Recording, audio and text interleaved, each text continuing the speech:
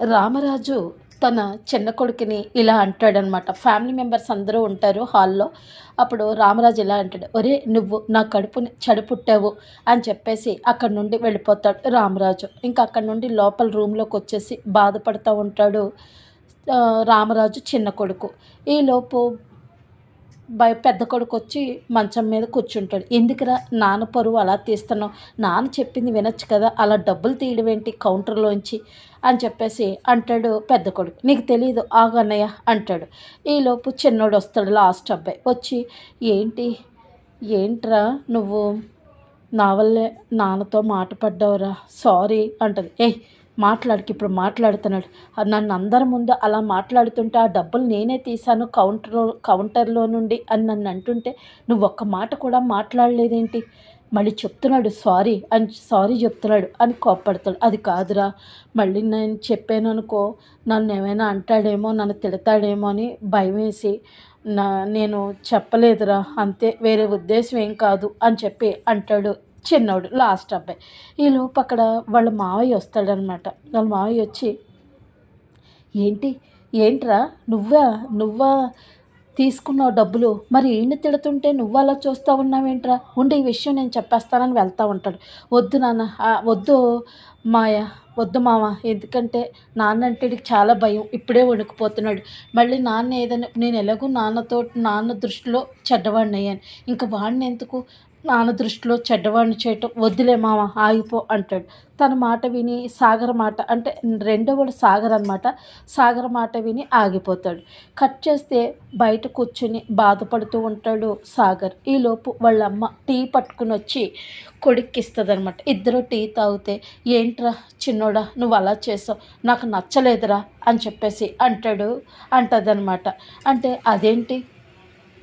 అదేంటమ్మా నేనేం చేశాను అంటే, అవునరా నువ్వు అన్నయ్యలు మాట్లాడుకుంటుంటే విన్నానురా నేను, కాదురా అలా ఎందుకు చేసావురా, చిన్నోడే చేశాడు అని చెప్పేచ్చు కదా నాన్నకి అని అంటే, లేదు నాన్నకి పెద్దోడన్నా చిన్నోడన్నా చాలా మంచి అభిప్రాయం ఉంది, నాన్న దృష్టిలో నా మీద ఎప్పుడూ చెడ్డ అభిప్రాయమే ఉంది, ఇంకా ఎందుకు వాళ్ళను కూడా చెడ్డ అబ్బాయిగా అనుకుంటాడు, మళ్ళీ వాడిని కూడా ఈడు కూడా నాకులాగే చెడు పనులన్నీ చేస్తున్నాడని అనుకుంటాడు నాన్న. ఎందుకంటే వాళ్ళిద్దరూ మంచోళ్ళని నాన్న దృష్టిలో ఉంది. ఆ మంచోళ్ళు అనేదే ఉంచాలి. మళ్ళీ వాడు కూడా ఇలా డబ్బులు తీసి ఇలా చేస్తున్నాడంటే ఇంకా నాన్న ఫీల్ అయిపోయి బాధపడతాడు. సర్లే నాన్న ఎందుకు బాధ పెట్టడం అనేసి అంటాడు చిన్నోడు. ఒరే చిన్నోడా నువ్వు ఎంత మంచోడురా, మీ నాన్న గురించి అలాగ ఆలోచిస్తున్నావు, అందుకనేరా నీకు ఎప్పుడోకప్పుడు నిన్ను దగ్గరికి చేర్చుకుని వాళ్ళిద్దరికన్నా నీ మీదే ప్రేమ చూపిస్తాడురా అని చెప్పేసి అంటది వాళ్ళమ్మ.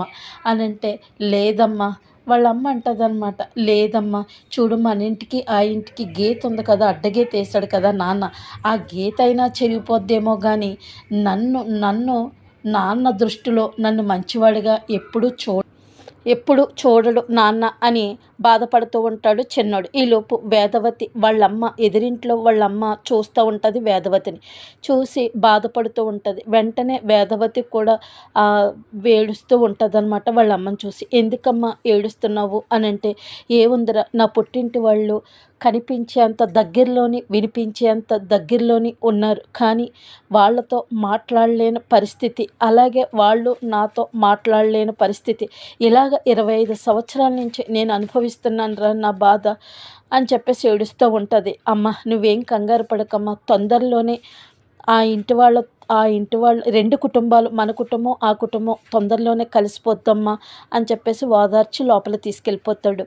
ఈలోపు వాళ్ళ వేదవతి వాళ్ళ అమ్మని వాళ్ళు మనవరాలు కొడుకు కూతురు వచ్చి, ఎందుకు నానమ్మ రోజు బాధపడతావు, మా మావయ్య కుటుంబం మన అత్త కుటుంబం మన కుటుంబం త్వరలోనే కలుస్తుంది అని చెప్పి లోపలికి తీసుకుని వేదవతి వాళ్ళ అమ్మని వేదవతి మేనకోడ లోపల తీసుకెళ్ళిపోతుంది.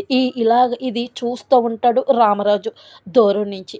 అప్పుడు రామరాజు బాధపడతాడు. ఈలోపు బయట మంచం వేసుకుని మంచం మీద భార్యాభర్తలు అంటే రామరాజు వేదవతి మాట్లాడుకుంటూ ఉంటారు.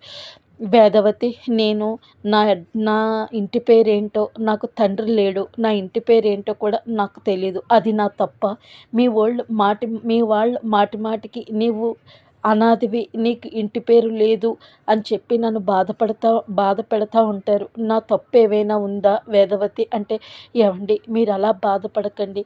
మీకు ఇంటి పేరు లేకపోతేనే ఏముంది, మంచితనం అనేది ఉంది. మీకు మంచితనమే మిమ్మల్ని మంచిగా చేసిందండి. ఒక విషయం చెప్పనా? ఏ భార్య అయినా భర్త కన్నీళ్ళు తుడుస్తాడు. భార్య ఏడుస్తున్నప్పుడు కన్నీళ్ళు తుడుస్తాడు.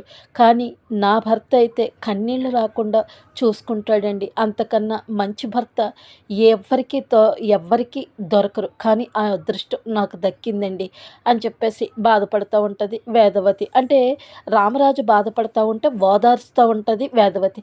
సరే నేను ఒక డెసిషన్ తీసుకున్నాను పిల్లల విషయంలో. ఎందుకంటే ప్రేమ పెళ్ళిళ్ళు మనం ఎలా సఫర్ అవుతున్నామో ప్రేమించి పెళ్లి చేసుకున్నాము ప్రేమించి పెళ్లి చేసుకున్నాము, మనం ఎంత సఫర్ అవుతున్నామో అలాగే మన బిడ్డలు కూడా అలాగ సఫర్ అవ్వకూడదు. ఇప్పుడు అర్థమైంది, ప్రేమ పెళ్లి చేసుకోవడానికి ప్రేమ ఉంటే ఒకటే సరిపోదు, 2 కుటుంబాలు కూడా అవసరం అవుతుందని నాకు ఇప్పుడే తెలిసింది. అందుకని మన పిల్లలకి ప్రేమ పెళ్ళిళ్ళు చేయకుండా నేనే దగ్గరుండి మంచి సంబంధాలు నేను చూస్తాను అని చెప్పేసి చెప్తాడు. సరే అండి అని అంటారు. కట్ చేస్తే పొద్దున్న ట్రాక్టర్ దగ్గరికి వచ్చి రామరాజు మొత్తం ట్రాక్టర్కి బొట్లన్నీ పెడుతుంటాడు. ఈలోపు వేదవతికి కామాక్షి అని వాళ్ళ పెద్దమ్మాయి ఫోన్ చేస్తుంది.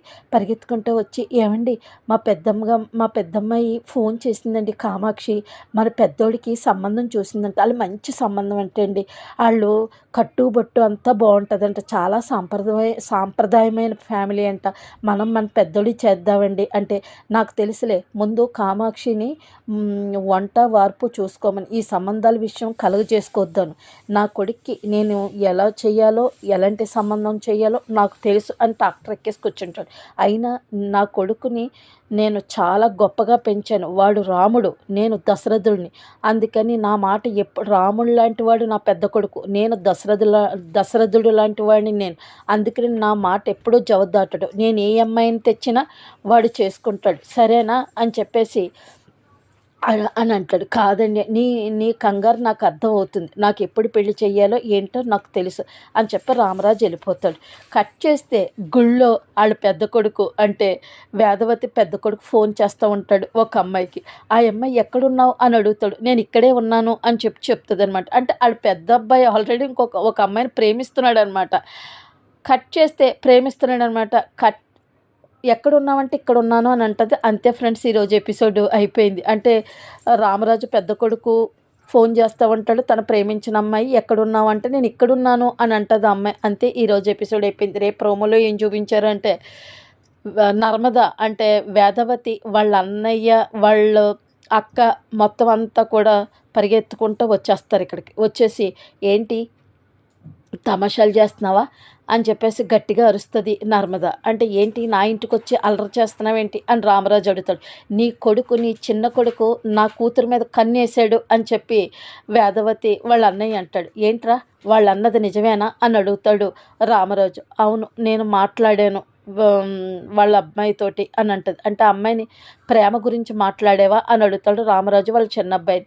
అవును మాట్లాడాను అని అంటారు. అంతే ఫ్రెండ్స్ ఈరోజు ఎపిసోడు. ప్లీజ్ ఫ్రెండ్స్ లైక్ చేయండి, సబ్స్క్రైబ్ చేయండి. Bye friends.